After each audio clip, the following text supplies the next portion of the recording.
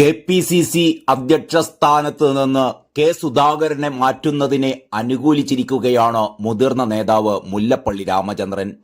പാർട്ടിയെ ഒരുമിച്ച് കൊണ്ടുപോകാൻ കഴിയുന്ന നേതാവിനെ അധ്യക്ഷനാക്കണം എന്നറിയിച്ചുകൊണ്ട് കോൺഗ്രസ് അധ്യക്ഷൻ മല്ലികാർജ്ജുൻ ഖാർഗെയ്ക്ക് മുല്ലപ്പള്ളി കത്ത് നൽകി എന്നാണ് അറിയുന്നത്. ഹൈക്കമാൻഡ് എടുക്കുന്ന തീരുമാനത്തിന് എല്ലാവിധ പിന്തുണയും നൽകും.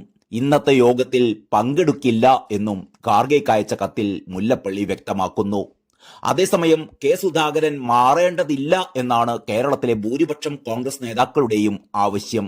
കഴിഞ്ഞ ദിവസങ്ങളിൽ കേരളത്തിന്റെ ചുമതലയുള്ള ജനറൽ സെക്രട്ടറി ദീപാദാസ് മുൻഷിയുമായി നടത്തിയ കൂടിക്കാഴ്ചയിൽ ഭൂരിപക്ഷം നേതാക്കളും ഇക്കാര്യം അറിയിച്ചു എന്നാണ് മനസ്സിലാവുന്നത്.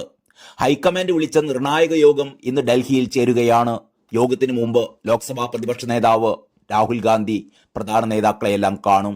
കേരളത്തിൽ നിന്നുള്ള പ്രധാന നേതാക്കളെ പ്രത്യേകം കാണുമെന്നും വിവരമുണ്ട്. ഐക്യത്തോടെ മുന്നോട്ട് പോകണമെന്ന് നേതാക്കളോട് ആവശ്യപ്പെട്ടേക്കും. പിന്നാലെ പുനഃസംഘടനാ പട്ടിക പുറത്തുവിടുമെന്നുമാണ് വിവരം.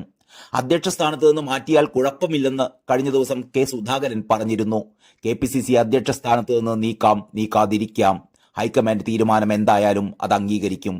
മാറ്റിയാൽ കുഴപ്പമില്ല, പരാതിയുമില്ല.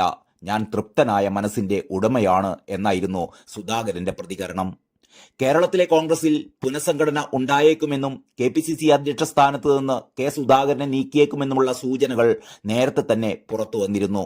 അധ്യക്ഷ സ്ഥാനത്തേക്ക് അടൂർ പ്രകാശ്, ബെന്നി ബെഹനാൻ എന്നിവരുടെ പേരുകളാണ് പ്രധാനമായും ഉണ്ടായിരുന്നത്.